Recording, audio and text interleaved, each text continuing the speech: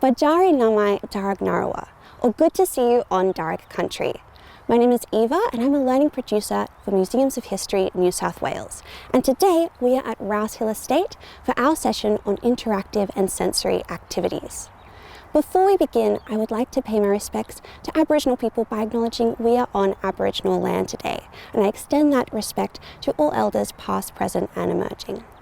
Today we will be exploring how we can use sensory and interactive activities to engage students with history. And we'll be using an example that we use here at Rouse Hill Estate. Now, Rouse Hill Estate is northwest of Sydney near Windsor, and it was built here in 1818 by free settlers Richard and Elizabeth Rouse. They lived in this house with their 9 children and their many servants who worked both within the house and also on the surrounding farm. So how do we engage students with the fascinating history of this site? Well, one way we do this is by engaging their senses, like in this interactive washing activity. We use this washing activity in our Year 1, 2, 3 and 4 programs here at Rouse Hill Estate, and it is linked to the curriculum. We like to link our programs to the curriculum because it makes it accessible and important for teachers. It makes them want to come to our museums, and it also is what students are learning in the classroom. So this activity links to the topic the past and the present, which explores how life and technology were different in the past. Students explore how has family life changed or remained the same over time, and also how can we show that the present is different or similar to the past. So this activity is just a small section of our program called Early to Rise here at Rouse Hill Estate. It's a Year 1 and 2 program where students get to come and start exploring the farm, and they learn how it was different in the past here than in their own lives. They also get to understand that students here would have done chores before and after school and get to do some of these chores themselves. They feed the chooks, they do this washing activity, they get to pump water from the water pump, and they also get to work in the stables and look at the importance of horses in this time period. So throughout the program, we've made many of these chores interactive so that students actually get a chance to feel and sense and also be engaged with parts of the history. This example that we're showing is the washing activity from this program. What we have here is a washboard, and this is the type of washboard that servants would have used here when they were doing the washing. Now, this is from this time period, so children actually can't handle this as it's too delicate. But what we were able to do was to commission our local men's shed to make us replicas like these. Now, this replica has been based on historic sources from this time period, so it is accurate, but students can actually handle it.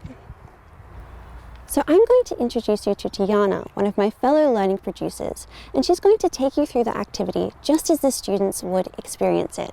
Now, this is just a small section of our 90-minute program here at Rouse Hill Estate. Hey students, come in a little bit closer so that you can see. How do we wash clothes today? That's right, we use a washing machine. What kind of power is a washing machine using?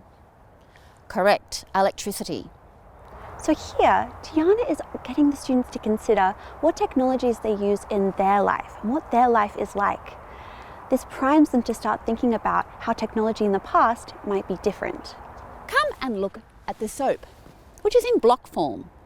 It is made from animal fat left over from cooking and ash from the fire. Make sure you smell it when you are scrubbing the linen. So notice how Tiana is engaging the students' senses, first with sight and then with smell.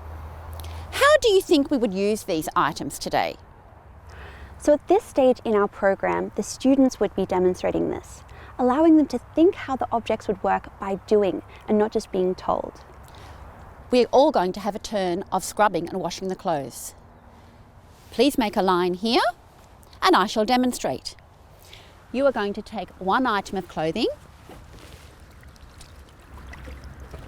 dip it in the water, you rub it on the soap and you give it 3 good scrubs. 1, 2, 3. Then you need to rinse out all the soap suds, dipping it in nice clear water, squeezing, using your muscles to squeeze out all the soapy water.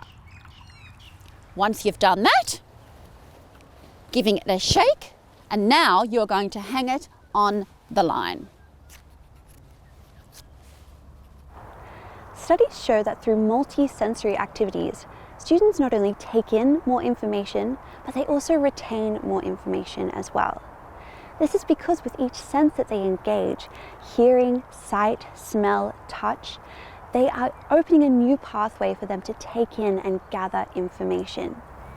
Multisensory activities are also accessible to a broad range of student learning styles and accessibility needs.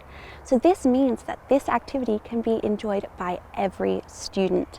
Because it is multisensory, students can engage with it in a way that speaks best for them. Having multisensory activities in your museums is a really important way of making your museum accessible to all students.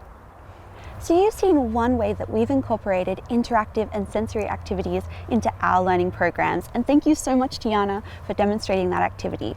Tiana, what do students most enjoy about this activity? I think the students really love the scrubbing of the clothes on the board.